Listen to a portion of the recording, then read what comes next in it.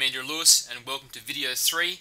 Today we're discussing the 3 main canine cancer treatment options that you'll be offered by your vet. We'll talk about the costs, pros and cons of each of those, and also we're going to be talking about what I believe is the cheapest and most effective weapon you have against your dog's fight against cancer. It's something that you can begin today, you can do it at home, and leading experts agree it is very, very powerful. Okay, let's begin with the 3 main treatment options. They are surgery, chemotherapy and radiation.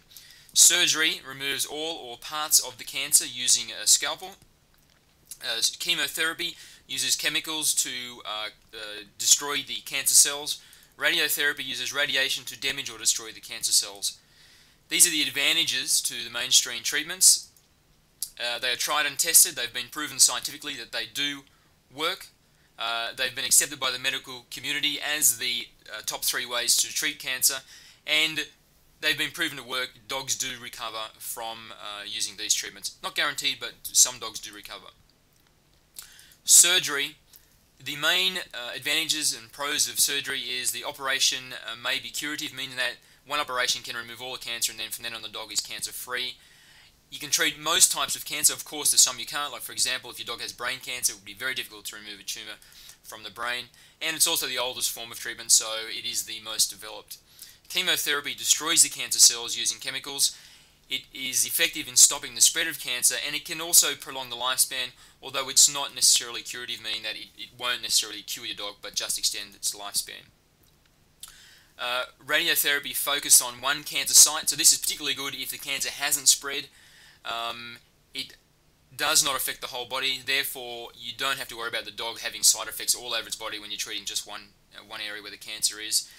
And the side effects are somewhat less than for the other treatment types. The disadvantages or the cons of the main treatments are that they're invasive, meaning that you have to go inside the body, for example with the surgery. Then there can be a big physical toll on the patient, meaning the dog will take quite a while to recover, and they can be extremely expensive depending on what treatments you go with. Surgery. It's invasive and there's a complete removal of the damaged area. So this can be a problem depending on where the cancer is. It could actually mean removal of a limb, for example. It can require more than one operation. If they can't get it all in one operation, or if the cancer comes back, they'll have to go in again. And it's risky. Dogs can die during the surgery. And it's the most expensive treatment type there is.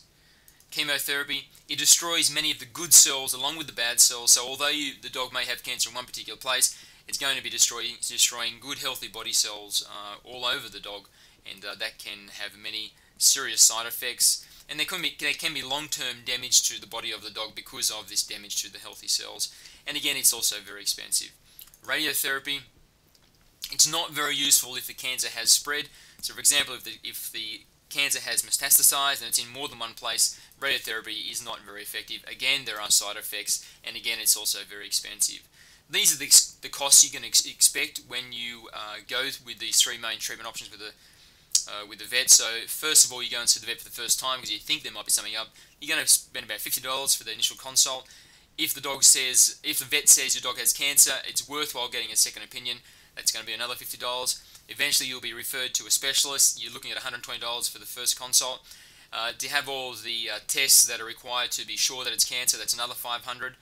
And then when you begin the treatments, for example, if you are suggested to have 5 radio sessions, that's going to be $900 each. That's $4,500. For chemotherapy, 5 sessions, that's $2,500. Surgery, maybe we're looking at like $1,500 for one surgery. That's a total, if you have all of those treatments, of $9,220, which is extremely expensive and out of the range of most dog owners, including myself. So this is what I believe is the number 1 weapon you have against cancer, and it's good nutrition. And it's not just something that I believe in, it's actually been scientifically proven that many of the leading minds in veterinary medicine agree that good nutrition is possibly the best weapon you have against cancer. Correct cancer nutrition can drastically decrease the chances of developing cancer to begin with, and it increases the effectiveness of therapy if your dog has cancer, which is a wonderful thing if your dog is recovering from chemotherapy, for example. Putting it on a specific diet can actually rapidly increase the recovery from the therapies.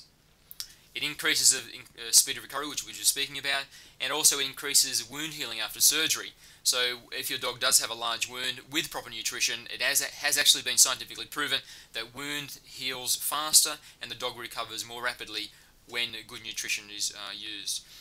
Dogs with cancer experience a type of malnutrition, particularly so if they're also undergoing treatment, but it has been proven that if you use a specific cancer diet, this type of malnutrition can be avoided, and it greatly reduces the chances of your dog dying from treatment, and it also rapidly increases recovery from treatment.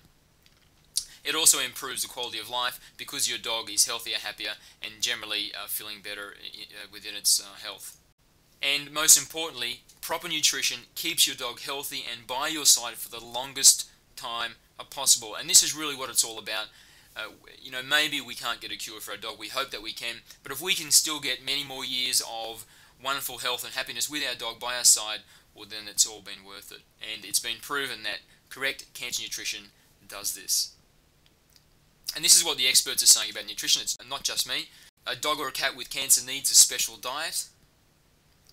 Nutritional therapy for cancer cachexia, which is the type of malnutrition I was just talking about, helping control malignant disease in some situations. Specific nutrients are powerful tools to reduce the toxicity from chemotherapy, radiation therapy, and it enhances the healing from surgery. And that was from a professor.